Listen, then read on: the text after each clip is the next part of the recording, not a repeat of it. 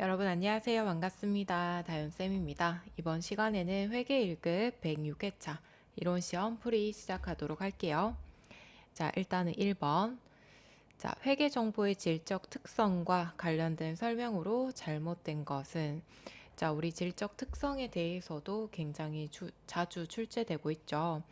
자, 일단은 우리 질적 특성, 신뢰성과 목적 적합성. 자, 이렇게 두 개가 있고요. 그 다음 2차적 질적 특성이다 라고 해서 비교 가능성도 있습니다. 자, 비교 가능성은 단기와 전기를 비교하겠다. 또는 기업별로 비교를 하겠다. 자, 어쨌든 신뢰성과 목적 적합성은 1차 질적 특성이고요. 두 번째로 중요한 거는 비교 가능성이 있다라고 보시면 되겠습니다. 자, 신뢰성은 말 그대로 재무제표가 믿을 만한 정보여야 된다라는 뜻이고요. 표현의 충실성, 검증 가능성, 그리고 중립성. 이렇게 세 가지 요소를 충족을 하셔야 신뢰성이 있다라고 봅니다. 목적 적합성은 예측 가능성, 피드백 가치, 적시성. 이렇게 세 가지 하부 요소가 충족이 돼야 목적에 적합하다라고 봅니다. 자, 그러면은 내용 한번 볼게요. 1번. 유형자산을 역사적 원가로 평가하면 측정의 신뢰성은 저하되지만 목적 적합성은 제고된다. 1번이 틀렸고요. 여기에서 역사적 원가는 취득 원가라고 봐주시면 돼요. 자, 저희가 회계 처리를 할 때 취득 원가와 지금 현재 가치인 공정 가치로 평가하는 게 있죠. 자, 취득 원가로 회계 처리를 하시면 신뢰성은 높아집니다. 왜냐하면 이미 현금 주고 구입을 했기 때문에 신뢰성이 증가하고요. 공정 가치는 목적 적합성이 증대된다라고 보시면 돼요. 자, 그러면 지금 1번 같은 경우에는 신뢰성이 높아지지만 목적 적합성은 저하된다. 두 개가 바뀌어야겠죠. 자, 2번 회계 정보는 기간별 비교가 가능해야 되고 기업 실체 간 비교 가능성도 있어야 된다. 맞죠? 비교 가능성 얘기하는 거고요.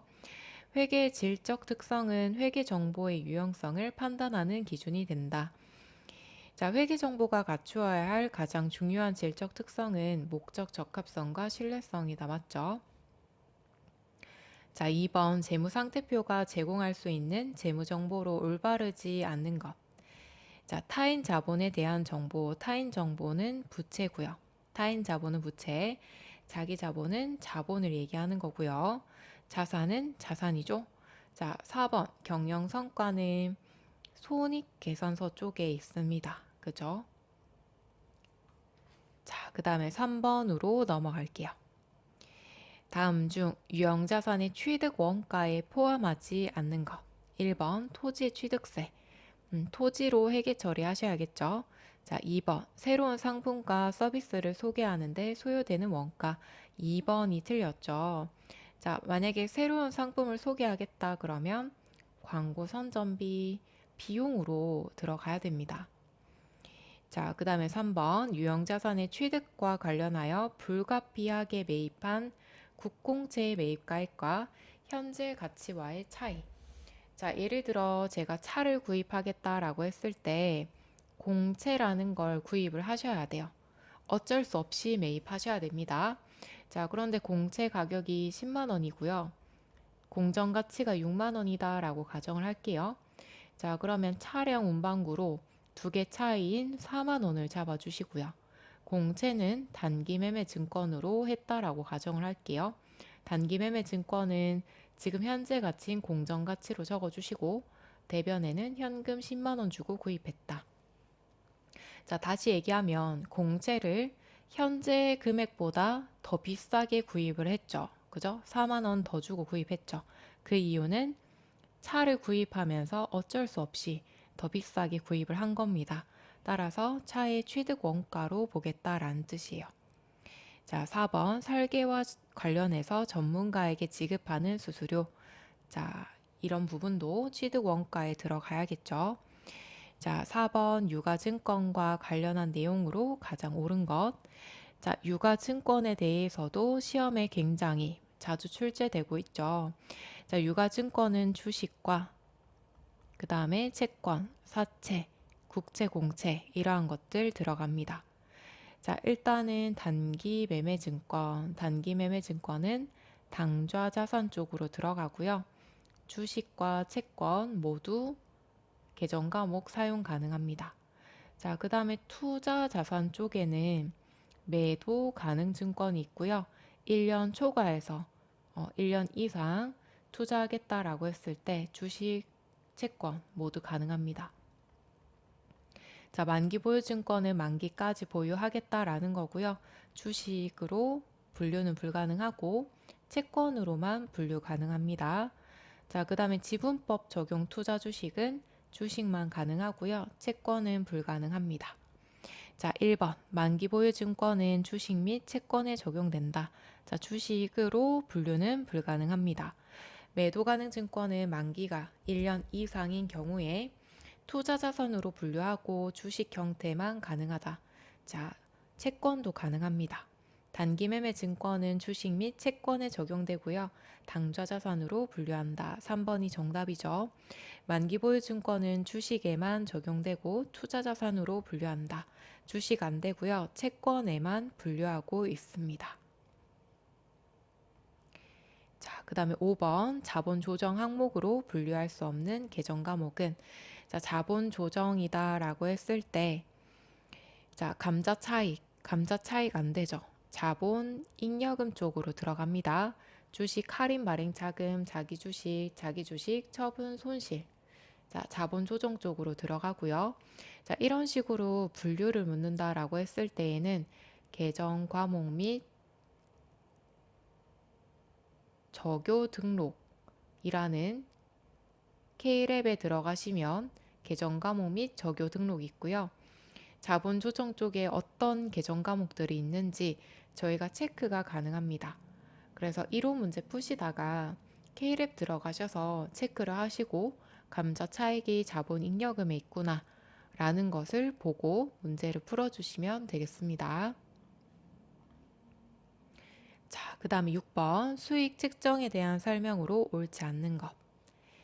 자, 일단은 저희 회계에서 수익으로 인식할 때 발생 주의로 하시면 되겠죠? 발생 기준. 자, 조금 더 디테일하게 하면 실현주의라고도 합니다. 자, 그런데 회계 말고 세법에서 수익을 입금이라고도 해요. 자, 입금으로 잡는 거는 권리 의무 확정주의라고 합니다. 자, 볼게요. 1번 로열티 수익은 경제적 실질을 반영하여 발생 기준에 따라 인식한다. 맞고요. 이자 수익은 원칙적으로 유효 이자율을 적용하여 발생 기준에 따라 인식한다. 맞죠? 배당금 수익은 배당금을 받을 권리와 금액이 확정되는 시점에 인식한다. 맞고요. 자, 수익은 권리 의무 확정주의에 따라 합리적으로 인식한다. 4번이 틀렸고요.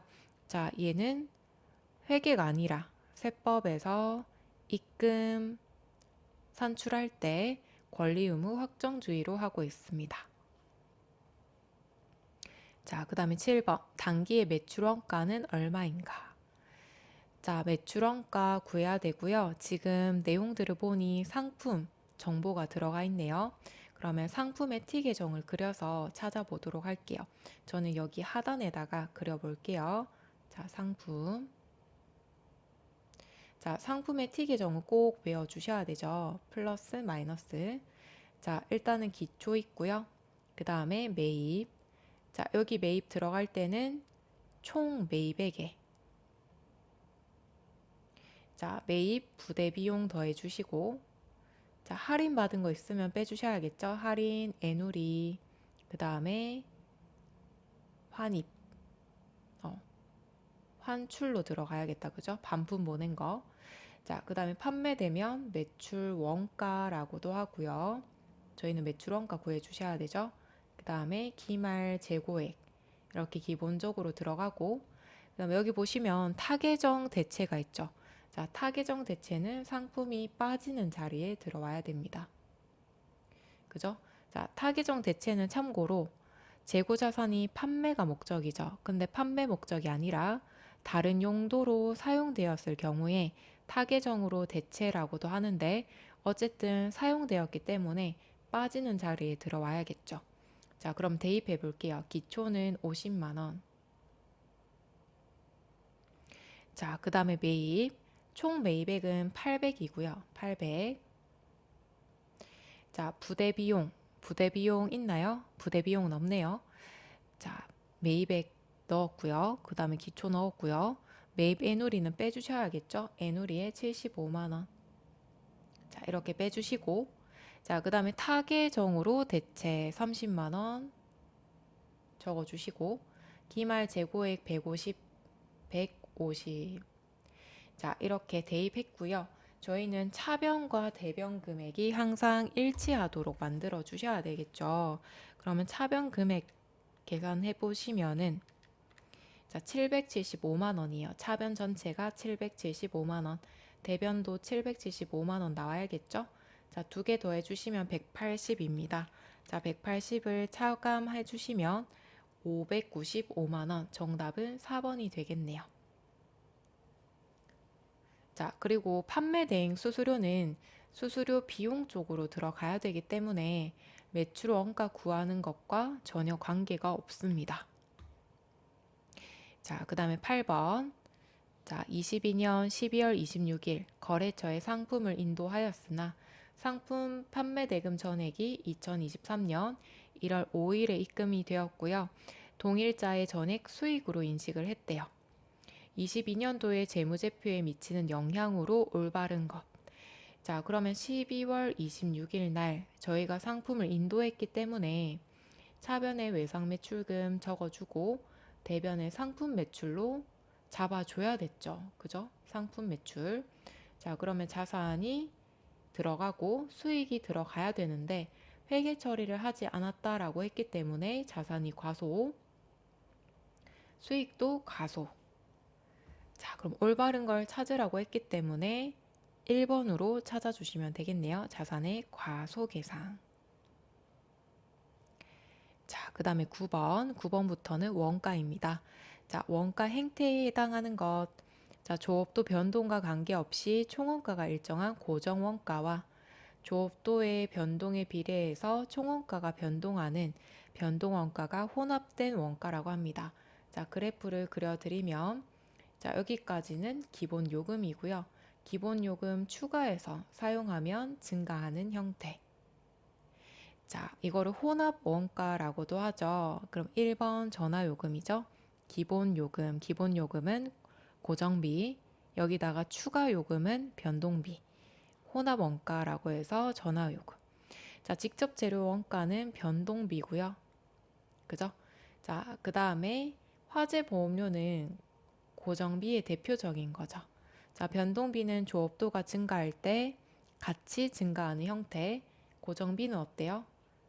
고정되어 있는 거죠. 그죠?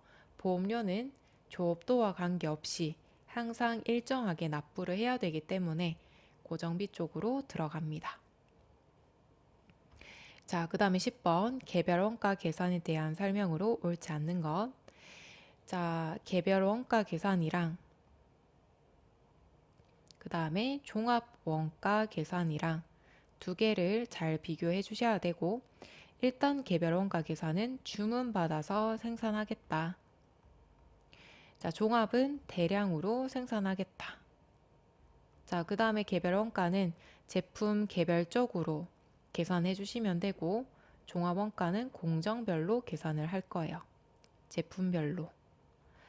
자, 그 다음에 제조 간접비 계산하는 게 핵심이고요. 종합 원가는 완성품이 몇 개인지 완성품 한산량을 구하는 게 핵심입니다. 자, 그리고 어떤 게 더 정확할까요? 개별 원가 계산이 더 정확하겠죠. 그리고 정확한 대신에 제품 하나하나 계산을 하셔야 되기 때문에 시간과 비용이 많이 들어간다는 단점이 있습니다. 자, 1번. 단일 종류의 제품을 대량 생산하는 업종에 적합하다. 자, 1번이 틀렸죠. 1번은 종합 원가. 자, 조선업, 건설업이 적합하다. 맞고요. 자, 그다음 직접 원가와 제조 간접 원가 구분이 중요하고요. 제조 간접 원가 배부가 핵심이다. 맞죠? 자, 각 제조 지시서별로 원가 계산을 해야 되기 때문에 시간과 비용이 많이 든다. 맞습니다. 따라서 1번은 종합 원가 계산의 특징이었습니다. 자, 그 다음에 11번. 영업의 비용으로 처리해야 될 공손의 수량을 구하시오. 자, 우리 일단은 영업의 비용이다 라고 하면은 비정상 공손을 찾아주셔야 돼요. 자, 그런데 11번 같은 경우에는 사실 전산 세무 2급 쪽에 주로 출제되는 내용이긴 하죠. 자, 일단 제공품의 T 계정을 한번 그려볼게요. 제공품. 자, 일단은 기초, 단기의 착수, 투입. 자, 완성이 되고요. 그 다음에 공소는 불량품. 그 다음에 기말 제공품. 자, 일단은 기초 제공품은 400개, 착수는 1000개. 그러면 1400개. 대변도 1400개 나와야겠죠. 자, 기말 제공품이 200개, 공손이 200개. 자, 그러면 1400개 중에 400개가 나왔죠. 나머지 1000개는 완성이다 라고 봐주시면 돼요. 자, 정상 공손은 완성품의 5%로 한다. 그럼 공손이 정상 공손이 있고 비정상 공손이 있는데 정상은 완성의 1000개의 5%. 그러면 50개가 되겠죠. 비정상은 150개가 되고요. 자, 여기에서 비정상이 영업의 비용 쪽으로 들어갑니다. 정답은 3번. 자, 참고로 정상 공소는 매출 원가 쪽으로 들어가요. 매출 원가 쪽으로. 자, 그래서 T 계정 그려주신 다음에 완성 구해주시고 공손 나왔죠? 여기에서 완성품 수량의 5%로 한다. 그래서 정상은 50개, 나머지는 비정상으로 잡아주시면 되겠습니다. 자, 그 다음에 12번. 단기 총 제조 원가를 구하면 얼마인가? 자, 단기 총 제조 원가는 직접 재료비, 직접 노무비, 제조 간접비. 제조 간접비는 공장 전력비와 공장 임차료, 나머지 각종 경비들 더해 주시면 돼요. 자, 그럼 얘들 다 더해 주시면은 정답 나오겠죠? 더해 볼게요. 자, 그러면 75만 원. 4번이 정답입니다. 자, 그 다음에 13번. 자, 13번부터는 부가세죠? 자, 과세 대상으로 볼 수 없는 것. 세금 부과하는 거 아닌 것. 자, 일단은 용역의 수입이고요. 야, 용역은 서비스 제공이죠. 자, 용역의 수입은 포착하기가 어렵기 때문에 과세하지 않습니다. 부가세를 매기지 않습니다. 자, 그 다음에 14번. 사업자 등록에 관한 설명으로 잘못된 것. 자, 사업장마다 사업 개시일로부터 20일 이내에 등록해야 된다. 맞죠? 자, 사업자 등록의 신청을 사업장 관할 세무서장에게만 할 수 있다. 틀렸고요. 요즘엔 전산으로 잘 되어 있기 때문에 아무 때나 가시면 돼요. 자, 신규로 사업을 시작하려는 자는 사업 개시일 이전이라도 사업자 등록을 신청할 수 있다. 맞죠? 자, 등록 사항이 변경되면 지체 없이 신고해야 된다. 맞습니다. 자, 그 다음에 15번. 간이과세에 대한 설명으로 가장 옳지 않는 것. 자, 조금만 올려볼게요. 자, 우리 간이과세자. 자, 일단은 조건. 일단 개인 사업자. 자, 개인 사업자. 법인 사업자 안 됩니다. 개인 사업자 중에서 자, 직전 연도 작년에 공급 대가는 부가세 포함한 금액이고요. 8천만 원 미달하는 사업자입니다. 미달. 자, 참고로 24년 7월 1일 이후부터는 1억 400만 원 미달하는 사업자까지 간이과세자 적용 가능합니다. 참고해 주시고요. 자, 한번 볼게요. 직전 1학년의 공급대가 합계액이 8천만 원 미만인 개인 사업자가 해당한다. 맞습니다. 법인 사업자는 무조건 안 됩니다. 아셨죠? 자, 공급대가 합계액이 4,800만 원 미달이다. 납부 의무가 면제된다. 맞습니다. 자, 직전 연도의 공급대가 합계액이 4,800만 원 미달하는 간이과세자는 세금 계산서 발급할 수 없습니다. 그래서 2번, 3번 묶어서 잘 봐주시면 되겠죠. 자, 그 다음에 매출 세액보다 매입 세액이 클 경우 환급을 받을 수 있다. 4번이 틀렸고요. 간이과세자는 환급 받지 못합니다. 자, 환급 안 되고요. 의제 매입 세액 받지 못하고요. 대손 세액 공제 받지 못합니다. 자, 그래서 못 받는 거 기억 잘 해주시고요. 그리고 받을 수 있는 거는 신용카드로 매출하고요. 자, 이때는 세액 공제를 해줍니다. 세액 공제. 기억나실지 모르겠어요. 신용카드 매출 전표 발행 세액 공제라고 해서 자, 발행한 금액의 1.3% 공제해 주는 게 있습니다. 요거 간이과세자도 공제받을 수 있어요. 자, 그 다음에 추가로 좀 더 정리를 해드리면 자, 우리 매출 세액 계산할 때 자, 공급 대가 부가세 포함한 금액에 부가가치율이라는 걸 곱하고요. 업종마다 다릅니다. 15%부터 40%까지 업종별로 곱해주시고 여기에다가 10%를 곱해요.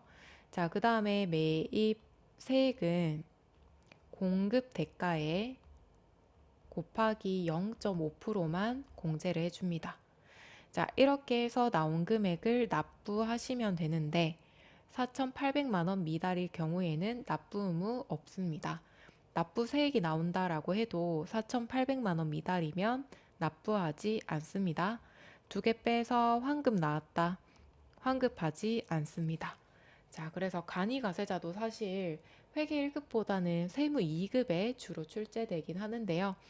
어쨌든 범위 안에 들어가기 때문에 같이 기억해 주시면 좋을 것 같습니다. 자, 이렇게 해서 우리 106회차 풀어봤고요. 다음 시간에는 실무 쪽으로 풀이를 해보도록 하겠습니다. 모두 수고하셨습니다.